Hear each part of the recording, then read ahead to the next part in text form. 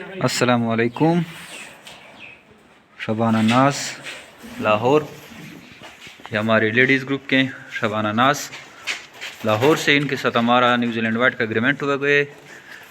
Heavy breed दी है इनको, एक मेल एक फीमेल। इकरा हमारा ऐसा वज़न है ओका, और इसको प्रेग्नेंट फीमेल दी है और इनको ये नर दिया है। और एक दफ़ा इसका वज़न करते हैं। ये 0 हो गया।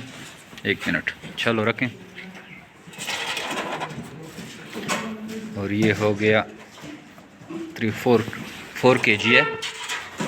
खाली पेट है, अभी सुबह का टाइम है। नर पकड़ें, ये नर देखें। और ये नर 3.8, ये भी राउंड अबाउट 4 kg की हैं। आप भी आइए जो मेरे बेट फार्मिंग पाकिस्तान के साथ 12 साल एग्रीमेंट करें और इस तरह के कारोबार का आगाज़ करें। बहुत ही इजी आसान कारोबार है, मुनाफा इसमें बहुत ज़्यादा है। लोग हज़ारों की तादाद में हमसे लेके जा रहे हैं खरगोश। तो आप भी इस टीम का हिस्सा बने और आज से अपने कारोबार का आगाज़ करें। शुक्रिया।